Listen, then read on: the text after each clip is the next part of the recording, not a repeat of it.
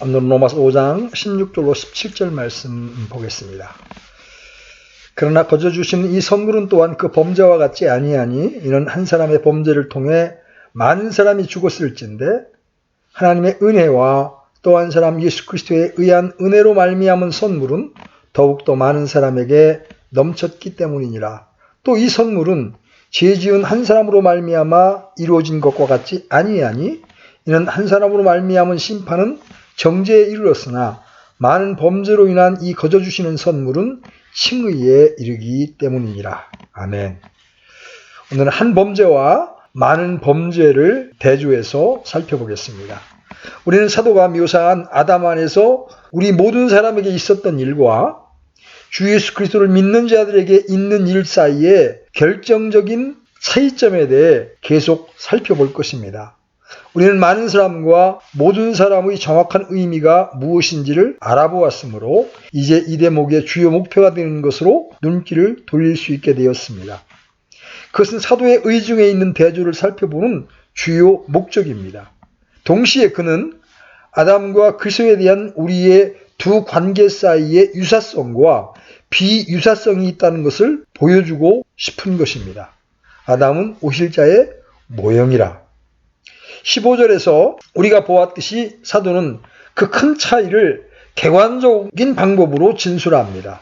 그러나 16절로 17절에서는 객관적으로 진술한 것을 상세하게 풀어나갑니다. 그것은 그가 자주 채용하는 방식입니다. 사도는 명제를 전체로 진술한 다음 우리가 이해하기 쉽도록 여러 부분으로 나누는 것입니다. 그의 주요 목표는 아담이 한 일에 비해 주 예수 그리스도께서 그분의 백성들을 위해서 해놓으신 일의 영광스러운 우월성을 보여주는 데 있습니다. 우리는 아담이 그가 대표한 모든 사람들을 대신하여 행한 일을 살펴보게 될 것이지만 그 목적은 주 예수께서 그분이 대표하는 자들을 위해 행하신 일의 더욱 풍성한 면을 보여주고자 하는 데 있습니다. 15절은 한 사람의 범죄로 말미암아 많은 사람이 죽었다고 가르치고 있습니다. 이 말씀에서 바울은 진리를 객관적으로 진술했습니다만 이제 16절로 17절에서는 우리들에게 점차적인 단계를 제시합니다. 사도가 16절에서 다시 한번 대조로 시작하는 것을 주목합시다. 그러나 거저 주시는 이 선물은 또한 그 범죄와 같지 아니하니. 사도는 여기서 우리가 아담의 경우에서 발견하였던 것을 주 예수 그리스도의 경우에서는 발견하지 않는다고 말합니다. 우리 모두 아담 안에 있었다고 하는 것은 진리죠. 그리고 모든 그리스도의 백성은 그리스도 안에 있다고 말하는 것도 진리입니다. 거기까지는 하나의 평행이 이루어지고 유사성이 있습니다. 그러나 주목할 일은 서로 대비되는 상이점입니다. 뭐뭇과 같지 아니하니. 분명히 바울은 아담의 불순종, 아담의 죄, 아담의 범죄를 주 예수 그리스도께서 우리 대신 하신 완벽한 역사와 대조하고 비교하려고 하는 것입니다. 죄의 결과들은 무엇입니까? 사도는 우리에게 이 선물은 범죄한 한 사람으로 말미암은 것과 같지 않다고 아주 명백히 말합니다. 죄는 무엇을 가져왔습니까? 답은 한 사람으로 말미암은 심판은 정죄에 이르렀다는 것입니다. 여기서 바울은 우리에게 여러 단계와 자세한 것을 제공합니다. 아담은 범죄했고 죄를 지었습니다. 그 죄가 심판에 이르렀습니다. 심판은 무엇입니까? 심판은 재판장 측에서의 선고나 결정을 말합니다. 심판이라는 말 자체가 법정과 재판석에 앉아있는 재판관을 연상케 합니다.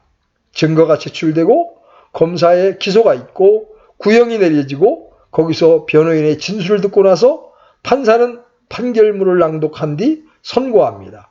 이처럼 죄는 심판에 이릅니다. 하나님은 사전에 아담에게 경고하셨습니다. 만일 내가 범죄하고 불순종하면 이 심판을 받게 될 것이다. 바울은 이것이 그대로 되었다고 말합니다. 그러나 바울이 한 사람으로 말미암은 심판은 정죄에 이르렀다고 말하는 것을 주목하십시오. 여기 영어로 한 사람이 one으로 번역되어 있습니다. 정말 그것은 한 사람을 의미합니다. 그럼에도 그것은 보다 특별한 것을 의미한다고 믿습니다. 이 한을 한 범죄로 지칭하는 것으로 해석할 수 있다는 것입니다. 사도는 이미 바로 그 요점을 강조해 왔습니다. 그는 12절 상반절에서 그렇게 말했습니다. 한 사람으로 말미암아 죄가 세상에 들어오고 죄로 말미암아 사망이 들어왔나니. 그것은 한 사람의 첫 범죄를 지칭하는 것입니다. 그의 심판이 한 범죄로 말미암아 정죄에 이르렀다고 말합니다. 그러나 선물은 많은 범죄들로부터 칭의에 이르게 한다고 합니다. 많은 범죄와 오직 한 가지 가능한 대조는 한 범죄입니다. 그 때문에 우리 마음속에 바울의 대조, 즉 더욱 더를 강조하고 싶어 한다는 것을 생각하고 있는 것이 그렇게 중요한 것입니다. 한쪽에서는 아담의 한 범죄가 정죄에 이르게 했고, 다른 쪽에서는 많은 범죄가 주 예수 그리스도의 한 행동에 의해 장악되는 것입니다. 심판은 한 범죄의 결과입니다. 그리고 그것은 정죄에 이르게 합니다. 우리는 이미 이 교리를 숙고해 보았지만 사도는 이 로마 신자들이 그것을 반드시 이해해야 한다고 생각했기 때문에 다시 되풀이하는 것입니다. 달리 말해서 그것은 유죄 선고가 아담의 한 범죄 때문에 모든 사람들에게 내려졌던 것입니다. 우리는 이미 그 교리로 깊숙이 들어갔습니다. 그러나 우리는 최소한 사도가 그것을 반복해 나가는 방식을 관찰해야 합니다. 단지 12절에 하나의 진술을 가지고서만 말하는 게 아닙니다. 우리는 그것을 이 부분에 거의 각 절마다에서 발견합니다. 아직도 사람들은 그것에 걸려 넘어지고 좋아하지 않습니다. 그리고 그것을 반대하고 거절합니다. 그러나 여기서 그것은 명백하고 분명했습니다. 아담의 한 범죄는 정죄의 심판에 이르게 한 것입니다. 우리는 이 점에 대해 명백해야 합니다. 바울은 그 아담의 한 범죄가 우리를 아담이 한 일과 죄를 스스로 따라하도록 우리를 끄는 힘을 가지고 있어서 결국 우리 자신을 정죄 아래로 끌고 간다고 말하지 않습니다. 그가 말하는 것은 정죄의 심판이 아담이 지은 한 범죄의 결과로 온 것이라는 것입니다. 바로 그 점은 바울이 일관하는 논조입니다. 아담의 한 범죄의 결과로 우리 모두 아담으로부터 죄의 본성을 물려받았는데 그 때문에 우리가 하나님으로부터 정죄받은 것이라고 말하지도 정죄받은 것이라고 말하지도 않습니다. 바울은 정죄에 이르는 심판이 한 범죄에 대해 내려졌다는 것입니다. 우리가 그러한 죄의 본성을 가졌기 때문에 결국 죄에 빠지고 그래서 정죄에 이른 것이라고 말하지 않는다는 것입니다. 정죄에 이르는 심판을 가져왔고 계속해서 모든 악과 가공할 결과를 불러온 것은 그 한 범죄입니다. 그러므로 그것을 다시 한번 요약해서 말하면 사도의 역설은 아담의 한 범죄의 결과로 유죄 선고가 온 인간 세계에 내려졌다는 것입니다. 이렇게 말한다고 해서 사람이 그러한 죄의 본성 때문에 지은 죄의 결과로 심판이 따른다고 하는 이 부분마저 그렇지 않다고 말하는 것은 결코 아닙니다. 그 역시 당연한 것입니다. 그러나 우리가 범죄하지 아니한 어린아이의 죽음을 생각해 볼 때 이것은 아담의 한 범죄로 인하여 죽음이 찾아왔다고 하는 것을 부인할 수가 없다는 것이죠. 그런데 하나님께 감사하게도 우리가 이제 다른 쪽으로 옮겨갈 수 있게 되었습니다. 그러나 거저 주시는 이 선물은 또한 그 범죄와 같지 아니하니 우리는 이쪽으로 길을 바꿀 수 있게 되었습니다. 한 사람으로 말미암은 심판은 정죄에 이르렀으나 많은 범죄로 인한 이 거저 주시는 선물은 칭의에 이르기 때문이니라. 이 대주점들을 주목해 보십시오. 그것들은 가장 중요합니다. 그 대조는 완벽합니다. 그것은 한편에선 아담의 불순종이 우리에게 해준 일과 다른 한편에선 그리스도의 순종이 우리에게 해준 일 사이의 대조입니다. 여기 선물이라는 말이 등장합니다. 선물의 반대는 무엇입니까? 심판입니다. 그러나 거저 주시는 이 선물은 또한 그 범죄와 같지 아니하니 다시 선물이라는 표현을 주목하고 바울이 이 어휘를 반복하는 것을 얼마나 기뻐하는지 보시기 바랍니다. 그는 값없는 은혜와 구원의 선물을 자랑합니다. 그 모든 것은 정말 값없이 주어진 것이며 언제나 선물입니다. 바울은 결코 우리가 한순간이라도 그 점을 잊는 것을 허락하지 않을 것입니다. 비록 그가 15절에서 그 점을 그렇게 뚜렷하게 말했다 할지라도 그것은 여기 16절에 다시 되풀이해야 합니다. 그러나 거저 주시는 이 선물은 또한 그 범죄와 같지 아니하니. 우리가 이런 어휘들에 대해 어떻게 반응하는가를 자문해 보는 것은 우리들의 신앙 고백을 시험하는 좋은 시금석입니다. 우리는 사도가 좋아하는 만큼 그 용어들을 좋아합니까? 우리는 선물과 값없는 은혜에 관해서 말하는 것을 즐거워합니까? 바리새인들은 결코 그렇게 하지 않을 것입니다. 왜냐하면 그들은 이 용어들이 자기들을 다른 모든 사람들과 같이 궁핍한 자로 추락시킨다는 것을 알기 때문입니다. 그들은 최소한 자기들이 구원에 대해 무언가를 공헌했다고 생각하기를 좋아합니다. 그들은 구원의 값없음을 강조하는 것을 싫어합니다. 정말 값없는 은혜와 값없는 선물을 기뻐하는 사람이 있다면 그는 자기의 전적인 제약성과 절망과 전적으로 쓸모없음을 안 사람이라고 확신해도 좋습니다. 값없는 선물은 심판과 반대됩니다. 다음으로 두 번째 대주점을 알아보십시다.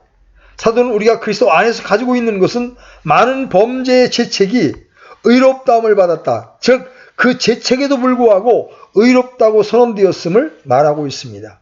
제가 보여드린 바와 같이 많은 범죄는 아담의 한 범죄와 대조되어 있습니다. 그러므로 우리가 많은 범죄는 아담의 한 원죄만 아니라 그리스도의 사람들이 전에 지은 모든 범죄, 앞으로 지을 범죄를 포함한다는 것을 놓치지 않아야 함은 중요합니다. 우리는 아담의 한 범죄로 인해 정죄되었습니다. 그러나 의롭다함에 이르게 될 때 우리는 그 한 범죄에 관해서 뿐만 아니라 우리 자신이 지은 모든 죄, 많은 범죄에 관해서도 의롭다함을 얻는 것입니다. 우리를 위하신 그리스도의 사역은 우리가 아담으로부터 물려받은 것뿐 아니라 우리 스스로 전에 지은 모든 죄와 범죄로부터 구원받고 깨끗함을 받게 하는 것입니다. 그 얼마나 크고 그 얼마나 값없이 주신 영광스러운 구원입니까? 우리의 모든 죄, 모든 그리스도의 백성의 죄가 그분께 지워졌습니다. 아직 태어나지는 않았지만 앞으로 그의 백성이 될 자들의 모든 죄도 그분께 짊어지워졌습니다. 그분을 믿는 모든 자들은 그 안에서 모든 죄, 과거, 현재, 미래의 모든 죄로부터 의롭다함을 얻는 것입니다. 바울은 바로 그 점을 말하고 있는 것입니다. 그는 한 범죄와 많은 범죄를 대조하여 그 점을 나타낸 것입니다.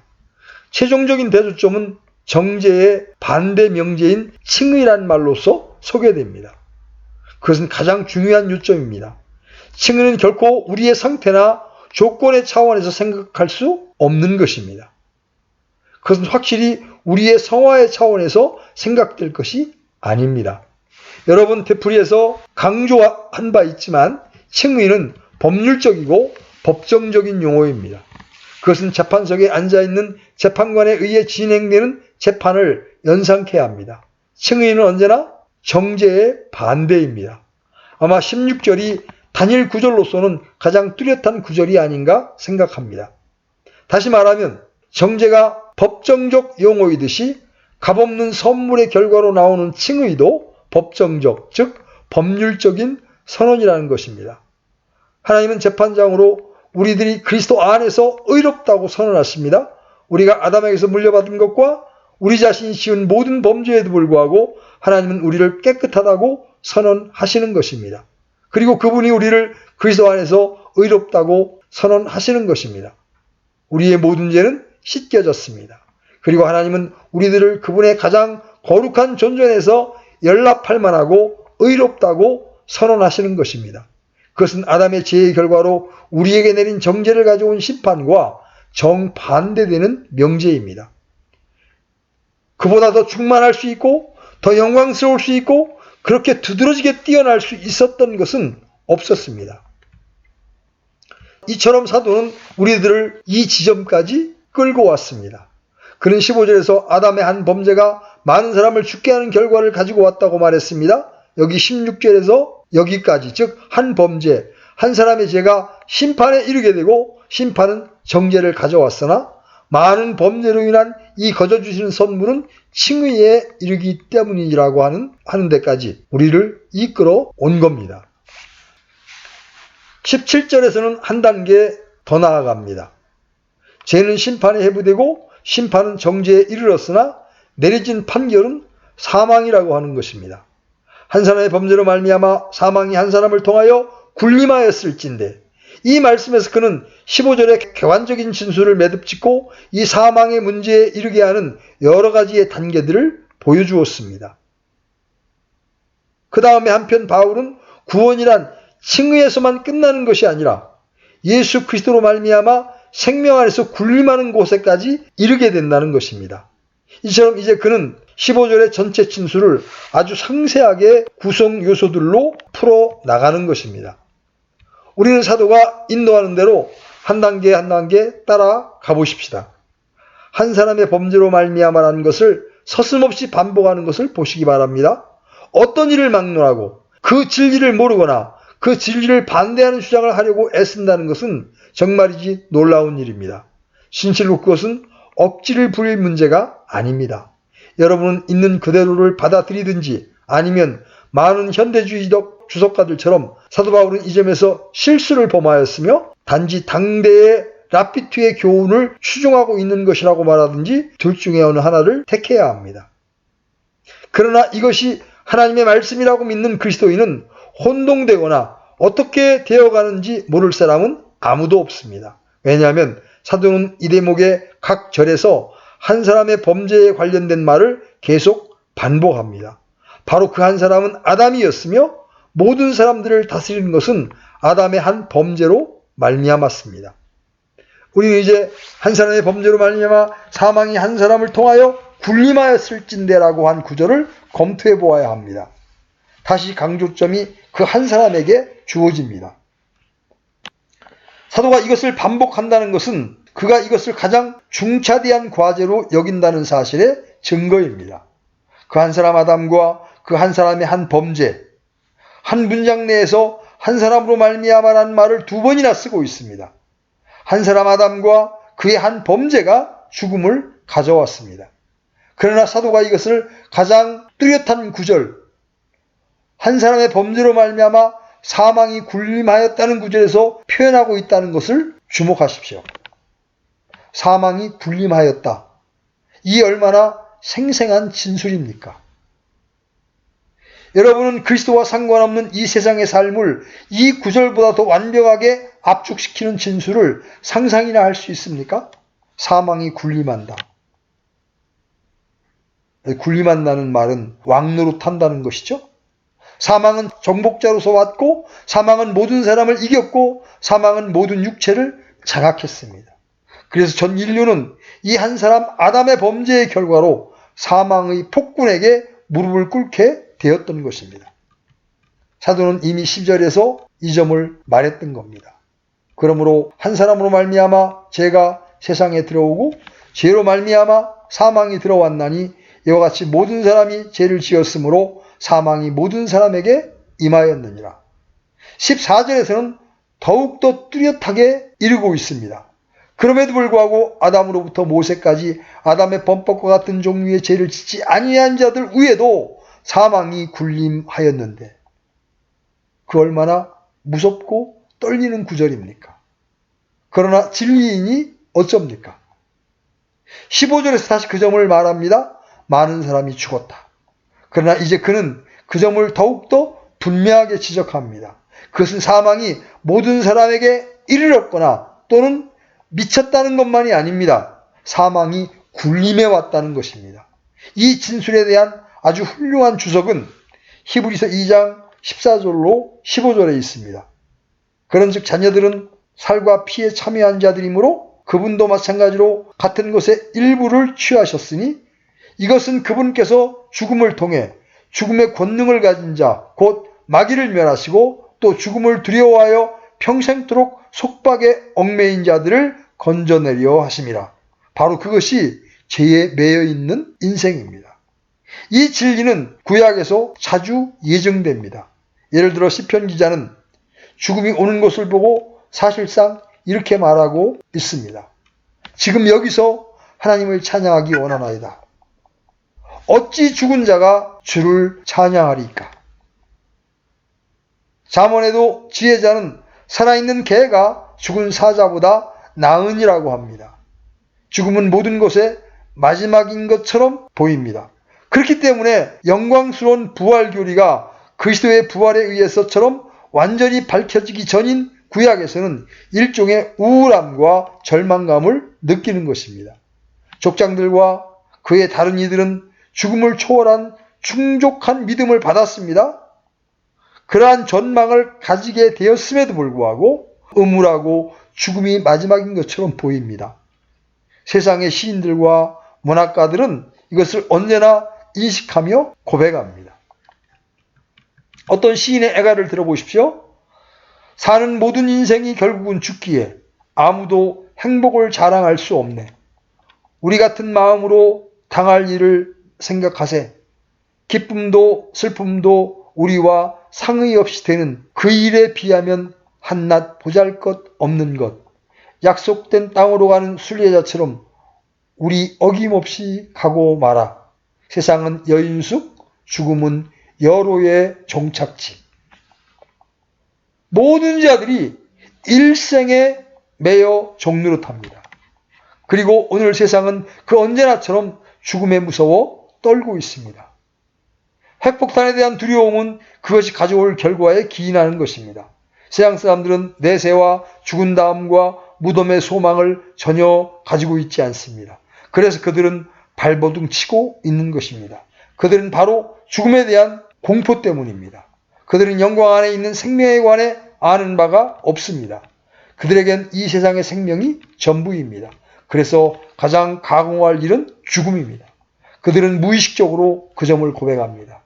아담의 후예들은 사망이 자기들 모두 위에 군림하고 있다는 것을 분명히 알고 있습니다. 그래서 그들은 무서워하고 떠는 것입니다. 젊음을 지키려고 시도하고 나이 먹어 보이기보다는 어린 것처럼 보이려고 하는 현대인의 모습은 모두 그것의 한 부분입니다. 그들은 그들에게 점점 더 가까이 오고 있는 그 죽음의 그림자를 압니다. 우리는 이 기회에 다른 시 한 수를 인용해 봅시다. 아무것도 그렇게 애쓸 필요 없다. 어떤 것도 내 생명을 바칠 만한 것이 없다. 내가 사랑한 자 그리고 예술도 생의 화덕 앞에서 두 손을 찧었소.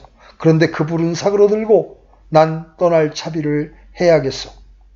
이 얼마나 절망입니까? 그런 사람들은 사망이 군림하는 곳으로 떨어져 갈 수밖에 없습니다.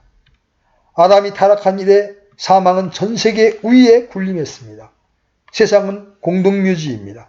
세상은 죽음과 우울과 종말의 장소입니다. 사망이 왕노릇했습니다. 우리가 그와 반대되는 것으로 방향을 바꿀 수 있고 생각할 다른 것이 있다는 것이 얼마나 감사한 일입니까? 그 얼마나 큰 진리입니까? 들어보십시오. 한 사람의 범죄로 말미암아 사망이 한 사람을 통하여 군림하였을진데 은혜와 의의 선물을 넘치게 받는 자들은 한 사람 예수 그리스도를 통하여 더욱더 생명 안에서 군림하리라. 어휘들을 살펴봅시다. 무엇이 상반되는 점입니까? 은혜와 의의 선물을 넘치게 받는 자들은 더욱더. 대주점은 이것입니다. 그리스도인의 입장에서 우리는 적극적이고 자원하여 받고 있는 반면에 아담의 죄에 함께 휩쓸려 들어간 것은 무의식적인 것입니다. 아담 안에서는 무의식적으로 관계되어 있습니다. 여기서는 의식적으로 구원의 선물을 받습니다. 그리고 그리스도인이면 누구든지 반드시 그렇게 하는 것입니다. 여기에 첫 번째 상반되는 점이 있습니다. 은혜와 의의 선물을 넘치게 받는 자들은 우리가 태어나기 아주 오래전 수천 년 전에 에덴 동산에서 우리에게 있었던 일과 상반됩니다. 우리는 거기서 알지 못하게 죄를 지었습니다. 그러나 여기서 우리는 받습니다. 받는 자들입니다. 다음에 15절에서 다루어지는 문제이기 때문에 지체할 필요가 없는 아주 위대한 구절이 있습니다. 그러나 다시 그 절을 되풀이함으로 기쁨을 누리도록 합시다. 여기서 받는 자들은 무엇을 받습니까? 곧 의의 선물입니다. 여기서 바울은 교리상 한 단계 더 나갔기 때문에 잠시 멈춰야 합니다. 16절에서 칭의로만 끝냅니다. 여기서 그는 칭의로만 끝내지 않습니다. 그것은 시작에 불과합니다. 그것은 우리가 받은 소위 의의 선물입니다. 이것을 설명해 보겠습니다. 칭의가 우리가 의롭다고 선언함을 받는 것을 의미합니다. 그것은 사죄와 우리가 의롭다는 선언, 하나님께서 우리를 보시고 기뻐하시며 하나님께 대해서는 화해되었다는 것을 의미합니다. 그러나 바울은 여기서 그 이상의 무엇이 있다고 하는 것을 알려줍니다. 그것은 우리가 용서함을 받았다는 것뿐만이 아니라 사죄보다 훨씬 더 위에 있는 예수 그리스도의 의가 우리의 것으로 계산되고 우리의 것으로 여겨지는 것입니다. 우리는 예수 그리스도의 의로 옷 입혀집니다. 더욱 은혜와 의의 선물을 넘치게 받는 자들이 한 분 예수 그리스도로 말미암아 생명 안에서 군림합니다. 우리가 아직도 과거에 있던 그대로지만 우리가 죄의 용서함을 받았다는 것만이 아닙니다. 전혀 그렇지 않습니다. 그리스도의 의가 우리에게 전가되고 계산됩니다. 그래서 진젠노르프의 찬송시에서 그는 이렇게 쓸 수 있었습니다. 예수, 당신의 피와 의, 내 아름다움, 내 영광스러운 의복. 우리는 예수 그리스도의 의 안에 취함을 입었습니다. 저는 다시 한번 아이작 와츠가 다음처럼 말한 것이 옳음을 상기시켜 드립니다.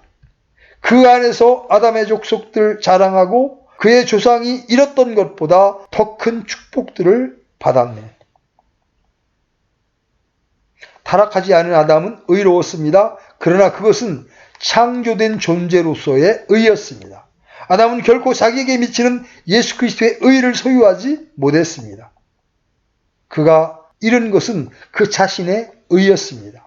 그러나 저와 여러분은 인간의 의, 타락 전에 아담이 가졌던 그 의만을 되찾은 것이 아니라 예수 그리스도의 의를 받은 것입니다. 더욱더 풍성함과 넘쳐 흐르는 그 사실에 온전한 무게를 두고 있습니다. 이는 얼마나 중요합니까? 그리고 기도할 때 가장 중요한 것은 바로 이것입니다. 기도는 무엇을 위한 것입니까? 기도는 왕을 만나 뵈러 가는 것입니다.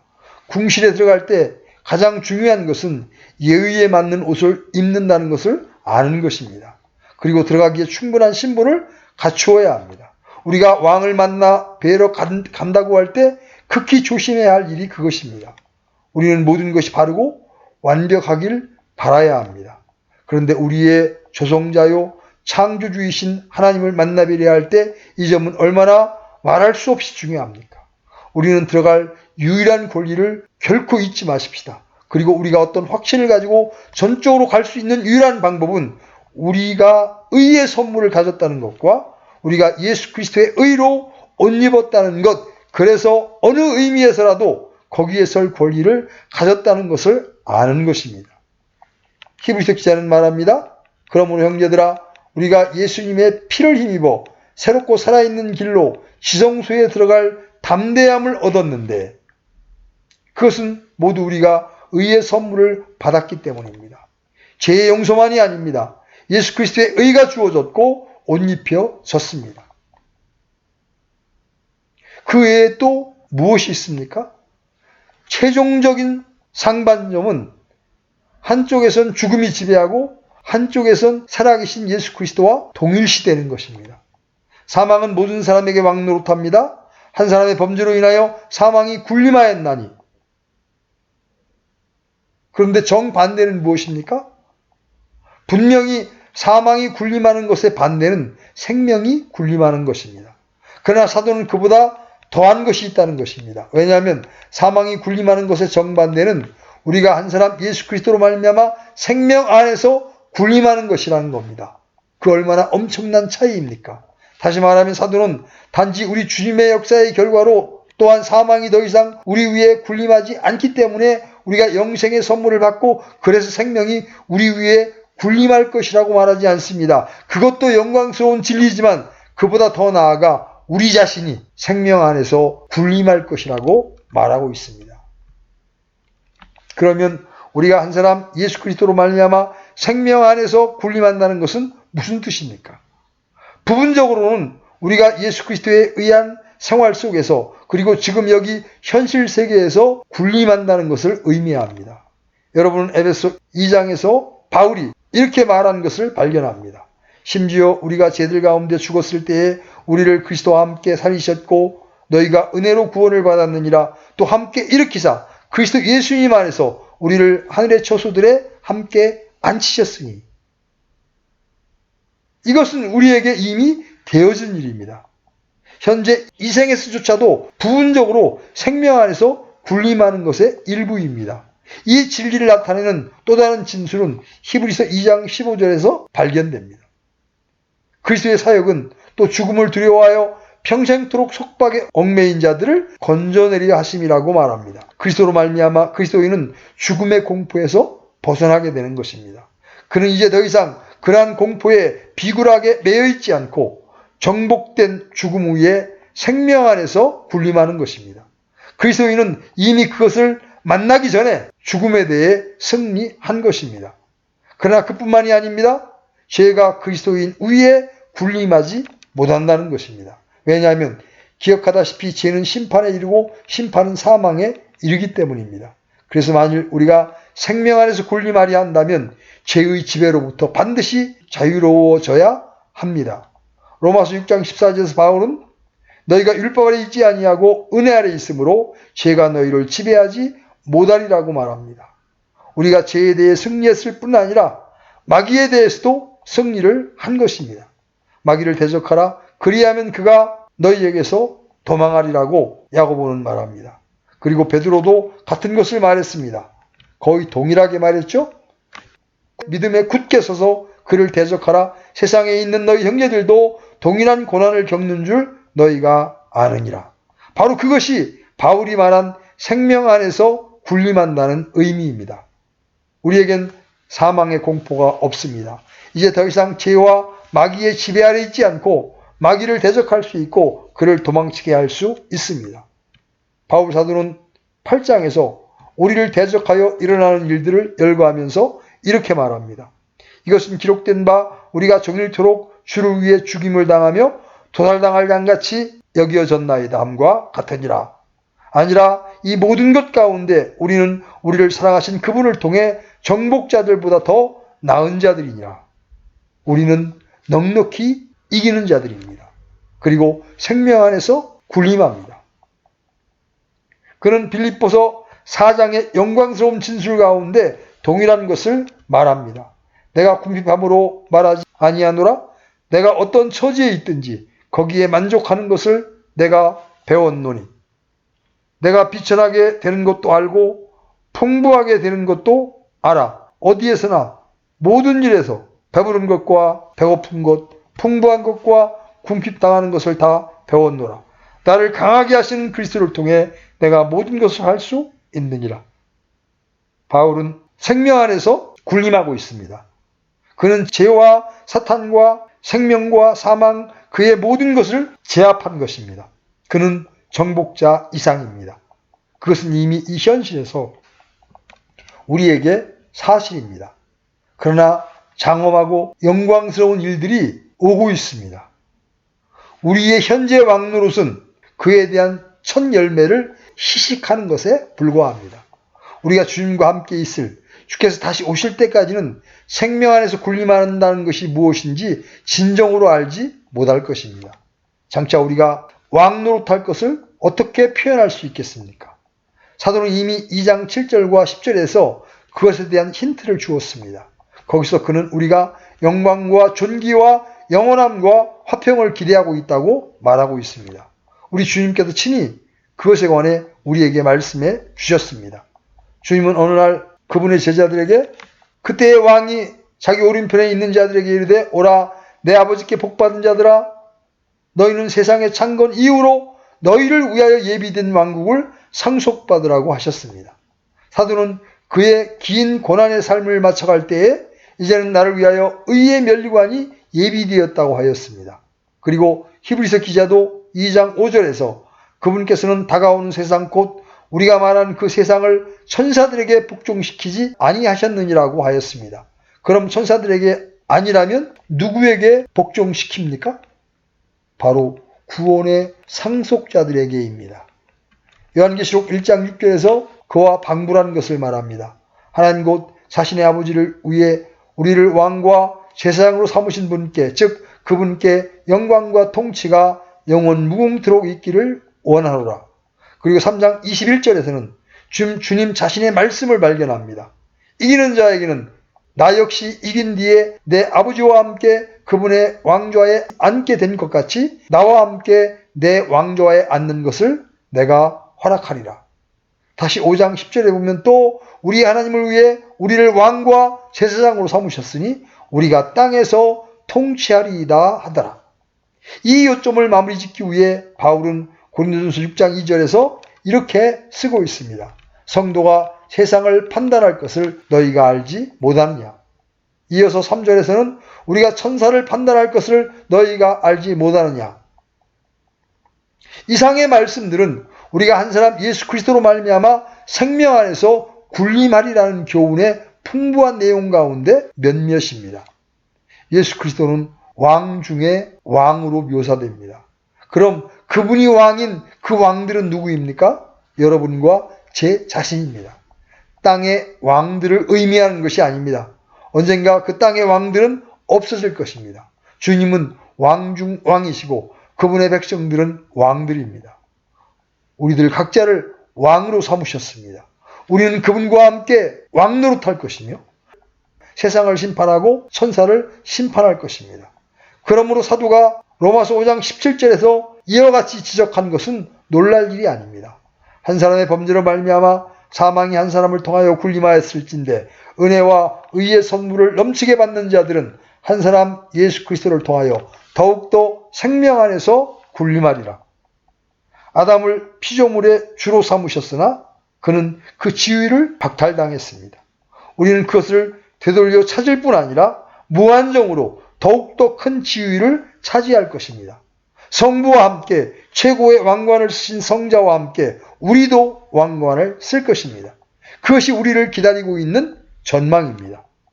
더욱 덜한 말과 넘치다라는 말을 계속 사용하는 것은 놀랄 일입니다.